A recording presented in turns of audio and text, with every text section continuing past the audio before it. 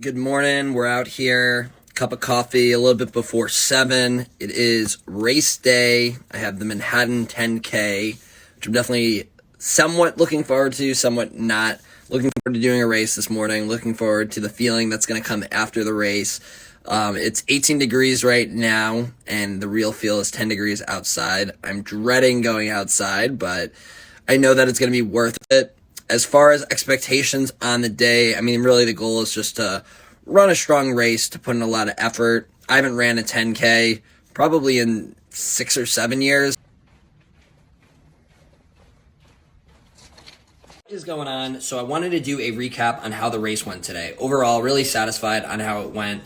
I really wanted to be under 40 minutes ideally, but I came in at 42:24, and considering it was under 20 degrees and I had to stop to tie my shoes, I mean, I'll take that result. And I'm happy about how it went, especially because I paced myself really well. Came in at the first 5K at 21:25, finished under 21 minutes, which is great. And I wasn't really treating this like a full out race. I wanted to just make sure I put in a really hard rep today, but I'm really focused on breaking 18 minutes in that next 5K that I'm doing on March 6th. So I didn't want to overexert myself and overtrain myself potentially prior to that race.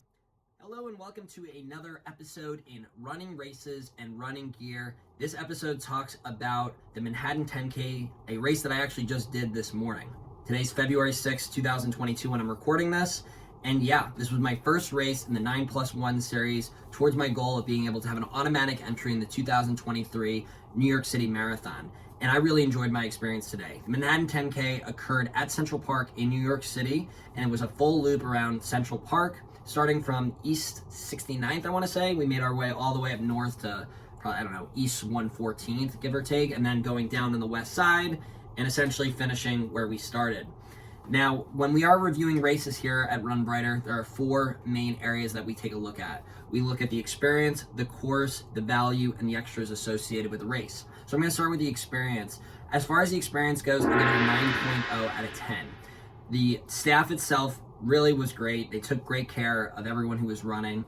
The race started right on time, which is awesome, right at 8 a.m. As well as we were able to bring our bags there. They had a baggage check area. That line took a little bit long. The porta potties had a little bit of a long line, so definitely had a lot of people in the race. I mean, there was close to 5,000 based on what I'm seeing online. And so because of that, naturally, when you are looking at getting a service, it can take a little longer if there isn't a lot of staff. Also, when the race started, it was a bit crowded as far as being able to get space and be able to run freely, but overall, like I said, 9.0 just because they gave us the gold standard experience as far as customer service goes, and the New York Roadrunners just does a great job in running races. They have a lot of experience doing this. As far as the course itself, like I said, this was a loop around Central Park. For me, I run in Central Park all the time, so I'm very familiar with this course. But if you're someone who's never ran in Central Park or you only ran there a couple times, it's really an awesome place to run. Besides the fact that it was so crowded at the start, the course was well managed and well maintained. It was blocked off, so this way if you were like a random biker or walker that wasn't part of the race, there was no security risk associated. I mean, it's just a really beautiful experience running through Central Park. So because of that, I give the course a 9.5 out of 10. As far as the value goes, I believe I spent $25 on the race because I'm a New York Roadrunners member. I believe the standard pricing is $35 if you're not a New York Roadrunners member. And I mean, here's what I'll tell you. If you are someone who wants that 9+1, this is a great race to do. For $35, if you're not a New York Roadrunners member, I don't know if I would do it. Just because of the fact that it's not a race that you're going to really PR. It's a very hilly course. And so because of that, it's questionable, as well as how crowded it was. But you did get a shirt that came with it. There was free food and free drinks, which is nice. So not a bad race to do either way. And I probably wouldn't do it if I wasn't doing the 9+1 entry into the New York City Marathon, but I'm doing that. So that was the reason I did it. I would recommend it though if you've never ran in Central Park though, for sure. I mean, that experience is priceless, but you can do that for free any day. Therefore, I give the value of the race an 8.3 out of 10. Now, as far as extras goes, this includes things like apparel, snacks, any in-race entertainment. And as far as that goes, yeah, we got this shirt, which was great. We got the bib. I actually do really like the logo that they created for this Manhattan 10K, if you want to take a closer look. Pretty nice. And then also, the shirt is double-sided. which is also nice. As far as drinks go, they were giving out water, Gatorade, hot chocolate. As far as snacks go, there was bagels. I didn't see any butter or cream cheese. Maybe I missed it, but I didn't see that.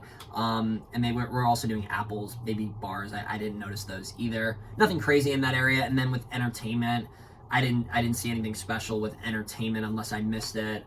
There was no like events going on or like live music or anything like that.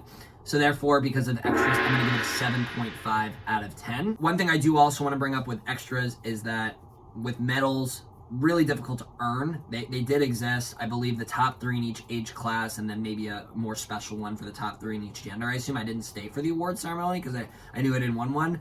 But yeah, unless you're someone that is elite for your age class, it is really hard to earn a medal. So that's another reason that I'm giving the value a 7.5 out of 10.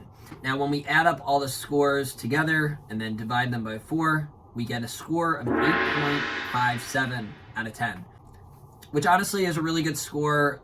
I do promote this race mostly if you're someone that has never ran at Central Park, you're trying to get into the New York City Marathon, you have a passion for running a 10K, you like collecting running gear, you like early morning races, you like running in a hilly, trail-like, road-like environment. Those are really the folks that I would say would most value this race. Or if you're someone that just likes being around a lot of people when you run a race. So yeah, that is today's episode of Running Races, Running Gear, talking about the New York Roadrunners Manhattan 10K. Look forward to more coming soon. And don't forget to run brighter. Thanks.